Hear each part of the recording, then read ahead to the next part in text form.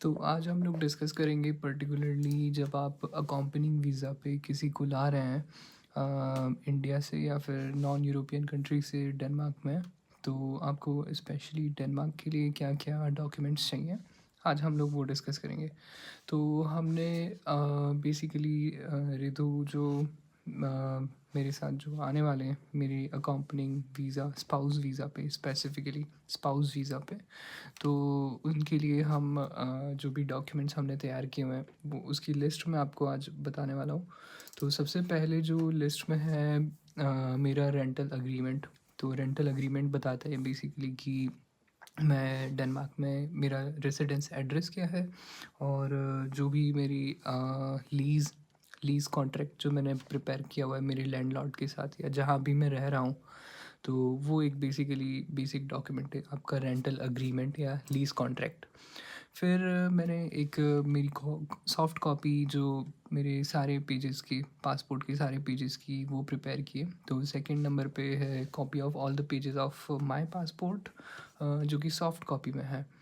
फिर हमने यूज़ किया हुआ है जन आधार। तो वो रिद्धि का जन आधार है जो जो बेसिकली मेरे स्पाउस हैं वो उनका जन आधार हमने प्रिपेयर किया हुआ है। तो Jan Aadhaar basically Rajasthan specific document है शायद, तो अगर आप राजस्थान से नहीं हैं तो you can completely skip this document.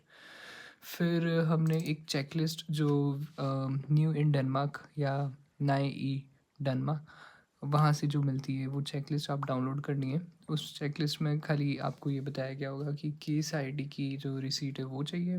फिर आपके पासपोर्ट के सारे पेजेस की कॉपी चाहिए और ओरिजिनल मैरिज सर्टिफिकेट की कॉपी चाहिए।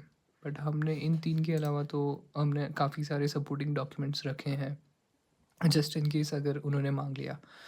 फिर डेनिश एम्बेसी की वेबसाइट पे आपको परचेज़ करना होता है स्पेसिफिकली ये 1745 DKK का ट्रांजैक्शन है जो कि प्रोसेसिंग फ़ीस है, एम्बेसी की प्रोसेसिंग फ़ीस है।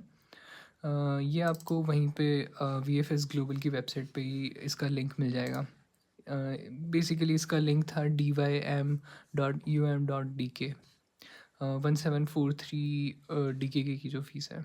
फिर हमने वीज़ा अपॉइंटमेंट लेटर तो ऑफ कोर्स जो VFS से डाउनलोड किया हुआ है वो हमने रखा ही है अपने पास।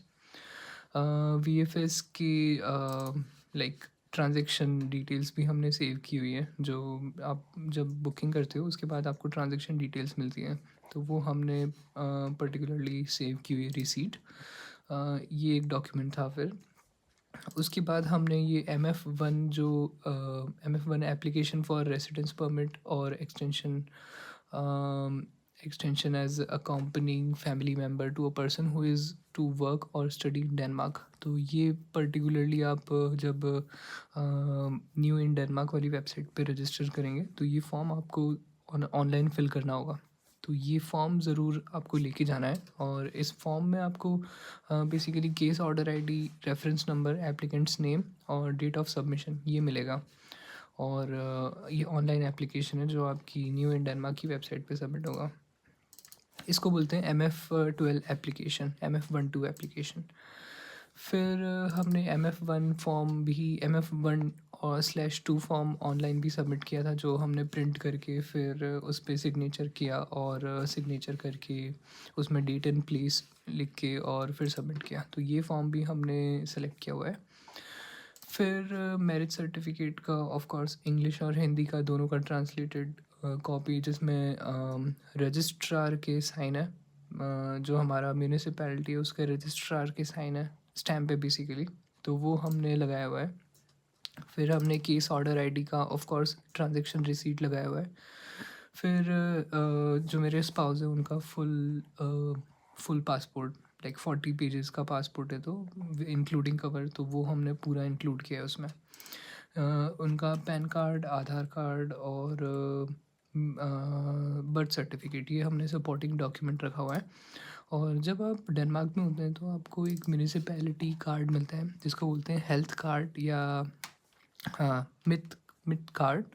एटलीस्ट ऑगस्ट में तो यही है, जो आपका मेडिकल प्रैक्टिशनर या जनरल प्रैक्टिशनर का जो कार्ड है वो मैंने एक सपोर्टिंग डॉक्यूमेंट में रखा हुआ है। और जो मेरा रेसिडेंस परमिट है, जो शेंजन परमिट जिसको बोलते हैं पिंक कार्ड, तो वो भी मैंने सॉफ्ट कॉपी में उन्हें दिया हुआ है, just as a supporting document. और मेरा आधार कार्ड दिया हुआ है। और लास्ट में एक डॉक्यूमेंट जो मेरा लेटर ऑफ एम्प्लॉयमेंट। तो ये सारे डॉक्यूमेंट्स मैंने एक सॉफ्ट कॉपी में एक फ़ोल्डर बना के उन्हें दिए थे, और उन्होंने सबकी कॉपीज़ निकाली हैं, और they will basically go Ahmedabad VFS centre.